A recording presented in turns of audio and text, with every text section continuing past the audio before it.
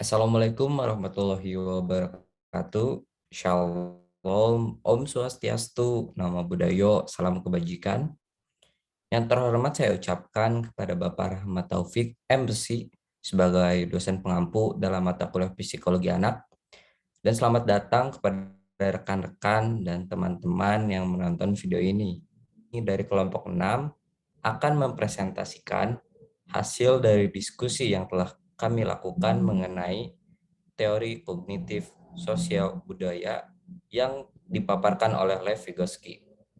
Lev Vygotsky ini adalah seorang psikolog asal Rusia yang dikenal atas kontribusinya dalam teori perkembangan anak.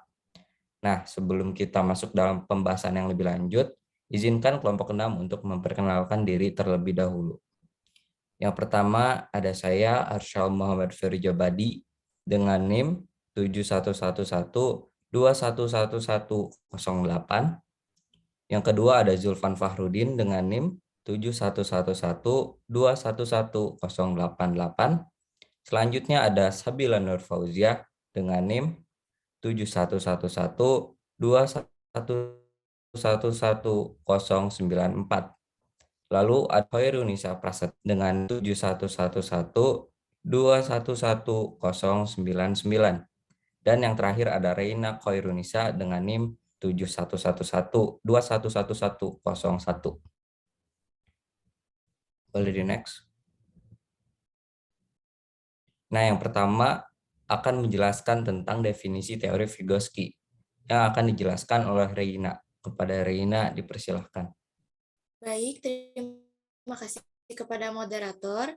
Di sini saya akan menjelaskan definisi teori Vygotsky. Menurut teori Vygotsky, anak-anak mengembangkan cara berpikir dan pemahaman mereka melalui tindakan dan interaksi mereka dengan dunia fisik atau dunia nyata. Dalam teori Vygotsky ini, anak lebih sering digambarkan sebagai makhluk sosial. Secara garis besar, teori ini menyatakan perkembangan anak usia dini bergantung pada cara interaksi dengan orang lain atau orang di sekitarnya. Vygotsky menggambarkan perkembangan anak tidak dapat dipisahkan dari aktivitas sosial dan budaya. Ia berpendapat bahwa perkembangan memori, perhatian, dan penalaran melibatkan pembelajaran. Misalnya, dalam satu budaya, anak-anak mungkin belajar berhitung menggunakan komputer, sedangkan di tempat lain mereka mungkin belajar menggunakan manik-manik. Menurut Vygotsky, interaksi sosial anak-anak dengan orang dewasa dan teman sebaya yang lebih terampil sangat diperlukan untuk perkembangan kognitif mereka. Melalui interaksi ini, mereka belajar menggunakan alat yang akan membantu mereka beradaptasi dan berhasil dalam budaya mereka. Misalnya, jika Anda secara teratur membantu anak Anda belajar membaca, Anda tidak hanya akan meningkatkan keterampilan membaca anak saja, tetapi juga akan mengkomunikasikan kepada anak bahwasannya membaca adalah aktivitas penting dalam budayanya. Sekian dari saya kembalikan. Oke, terima kasih kepada Reina yang telah menjelaskan tentang definisi teori. Selanjutnya, boleh di next. Nah, selanjutnya ada ide dari Vygotsky tentang perkembangan kognitif anak yang akan dijelaskan oleh Sabila Nur. Kepada Sabila, dipersilahkan. Baik, terima kasih moderator. Di sini saya akan menjelaskan tentang ide-ide Vygotsky tentang perkembangan kognitif anak, yaitu ada zona perkembangan proksimal, yaitu keyakinan Vygotsky tentang dampak pengaruh sosial, terutama pengajaran, pada perkembangan kognitif anak, tercermin dalam konsepnya tentang zona perkembangan proksimal. Zona perkembangan proksimal atau ZPD adalah istilah Vygotsky untuk berbagai tugas yang terlalu sulit untuk dikuasai anak. Hal yang mendasari teori Vygotsky ini adalah karena di dunia yang penuh dengan orang yang berinteraksi dengan anak sejak anak itu lahir. Jadi, ZPD melibatkan kemampuan kognitif anak yang berada dalam proses kedewasaan dan tingkat kinerja mereka dengan bantuan orang lain yang lebih ahli. Selanjutnya, ada faktor-faktor yang mempengaruhi efektivitas ZPD. Yang pertama ada scaffolding, yaitu teknik ini lebih meningkatkan keterlibatan, mengarahkan eksplorasi, dan memfasilitasi perbuatan akal sehat pada anak. Selanjutnya ada bahasa dan pemikiran. Vygotsky berpendapat bahwa anak-anak kecil menggunakan bahasa untuk merencanakan, membimbing, dan memantau perilaku mereka.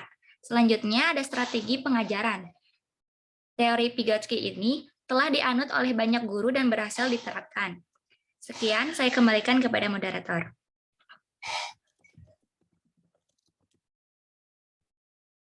Oke, terima kasih kepada Sabila yang telah menjelaskan tentang ide-ide dari Vygotsky dan faktor-faktor.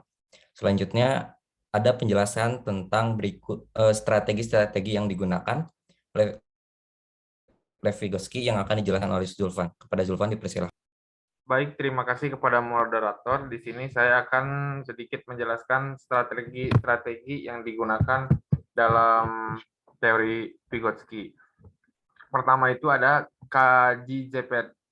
ZPD anak. Jadi Vygotsky ini berpendapat bahwa penilaian itu harus fokus pada penentuan zona perkembangan proksimal anak. Jadi penolong yang terampil memberikan tugas-tugas dengan berbagai kesulitan untuk menentukan tingkat terbaik untuk memulai pengajaran. Yang kedua itu gunakan ZPD dalam belajar. Jadi pengajaran ini harus dimulai menuju batas atas zona sehingga anak-anak ini dapat mencapai tujuan dengan bantuan dan pindah ke tingkat keterampilan yang lebih tinggi. Jadi kita itu bisa menawarkan kepada anak itu bantuan dengan cara bertanya apakah yang bisa saya bantu, atau juga jika kita tidak bertanya seperti itu, kita juga bisa hanya mengamati dan memberikan dukungan bila diperlukan. Jadi ketika anak itu ragu-ragu, kita dapat memberikan dorongan. Nah, dorongan ini bisa untuk berlatih keterampilan. Jadi Anda itu bisa menonton dan menghargai latihan dari anak itu, kemudian menawarkan dukungan jika diperlukan. Kemudian yang ketiga ada gunakan teman sebaya. Nah, jadi harus kita ketahui juga bukan hanya orang dewasa yang penting dalam membantu anak itu. Anak-anak itu belajar dari teman-teman seumuran dia atau teman-teman sebayanya. Yang keempat ada pidato pribadi.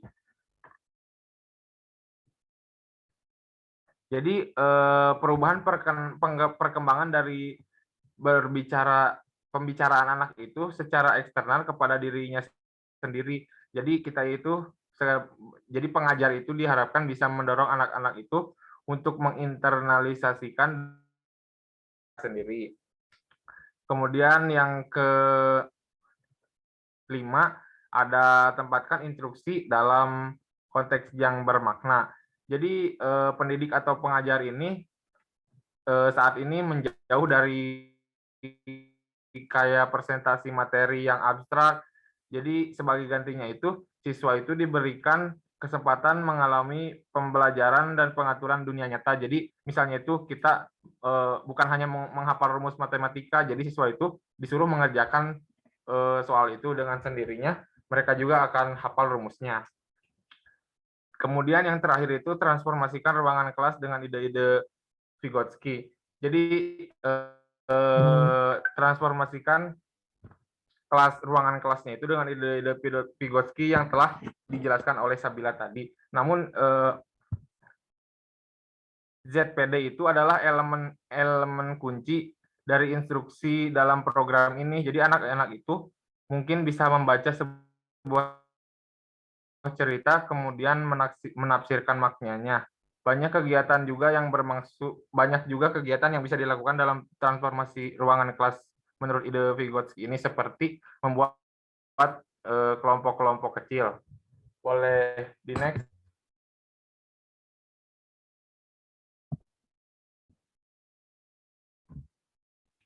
Nah, kemudian di dalam teori Vygotsky ini ada kritik juga. Jadi beberapa kritikus itu menunjukkan bahwa teori Vygotsky ini tidak cukup spesifik tentang perubahan terkait usia anak-anak tersebut. Jadi kritik lain mengklaim bahwa Vygotsky ini tidak cukup menggambarkan bagaimana perubahan kemampuan sosioemosional berkontribusi pada perkembangan kognitif. Namun kritik lain juga ada adalah bahwa ia terlalu menekankan peran bahasa dalam berpikir, juga penekanannya pada kolaborasi dan bimbingan memiliki potensi jebakan. Sekian dari saya kembalikan kepada moderator. Oke, terima kasih kepada Zulfan yang telah menjelaskan tentang strategi-strategi dan kritik-kritik yang diberikan kepada Vygotsky. Selanjutnya ada penjelasan tentang penekanan teori dari Vygotsky yang akan dijelaskan oleh Khairunnisa. Baik, terima kasih moderator. Penekanan teori Vygotsky yang pertama yaitu menggunakan pendekatan kognitif sosial. Teori ini membahas bagaimana pengetahuan anak bisa terbentuk. Vygotsky berpendapat bahwa pengembangan memori, perhatian, dan penalaran melibatkan pembelajaran menggunakan penemuan masyarakat seperti bahasa, sistem matematika, dan strategi memori. Jadi, menurut teori ini, pengetahuan anak itu tidak dihasilkan hanya dari dalam diri individu, melainkan terbentuk melalui interaksi dengan orang lain dan objek dalam budaya. Teori ini menunjukkan bahwa pengetahuan paling baik dapat dikembangkan melalui interaksi dengan orang lain dalam kegiatan yang kooperatif. Yang kedua, sudut pandang Vygotsky terhadap pertumbuhan dan perkembangan anak diwarnai oleh lingkungan sosial atau budaya. Seperti yang sudah dipaparkan oleh Reina tadi, bahwa menurut Vygotsky, interaksi sosial anak-anak dengan orang dewasa dan teman sebaya yang lebih terampil sangat diperlukan untuk perkembangan kognitif mereka.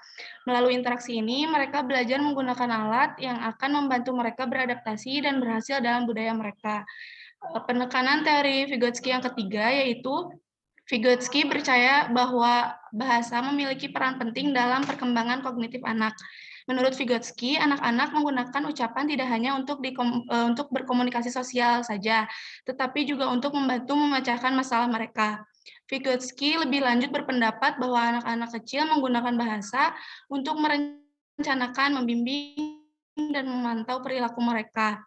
Anak-anak harus menggunakan bahasa untuk berkomunikasi dengan orang lain sebelum mereka dapat fokus ke dalam pikiran mereka sendiri. Anak-anak juga harus berkomunikasi secara eksternal dan menggunakan bahasa untuk jangka waktu yang lama sebelum mereka dapat melakukan transisi dari ucapan eksternal ke internal. Masa transisi ini terjadi antara usia 3 dan 7 tahun dan melibatkan berbicara dengan diri sendiri. Setelah beberapa saat, self-talk atau berbicara pada diri sendiri ini akan menjadi sebuah kebiasaan bagi anak-anak dan mereka akan dapat bertindak tanpa verbalisasi. Pada titik ini, anak-anak telah menginternalisasikan ucapan egosentrisnya dalam bentuk ucapan batin yang menjadi pikirannya. Jadi, bagi Vygotsky, ketika anak-anak kecil berbicara pada diri mereka sendiri, mereka menggunakan bahasa untuk mengatur perilaku mereka dan membimbing diri mereka sendiri. Ada Khairunnisa yang telah menjelaskan tentang penekanan teori dari Lev Vygotsky. Selanjutnya ada teori sosiokultural yang akan dijelaskan oleh saya.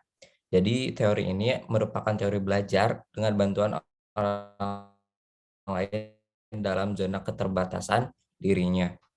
Lev Vygotsky juga pendapat bahwa akan menyebabkan terjadinya perkembangan kognitif dalam diri seseorang. Nah, teori sosiokultural Vygotsky ini juga memandang perkembangan manusia sebagai proses yang dimediasi secara sosial di masa anak-anak, memperoleh nilai-nilai budaya, keyakinan, dan strategi pemecahan masalah melalui dialog kolaboratif dengan anggota masyarakat yang lebih berpengetahuan. Jadi Vygotsky juga menyatakan pentingnya konteks budaya dan sosial untuk pembelajaran. Perkembangan kognitif ini juga berasal dari interaksi sosial dari pembelajaran terpadu dalam zona perkembangan proksimal saat anak-anak dan rekan-rekannya membangun pengetahuan bersama. Boleh di next.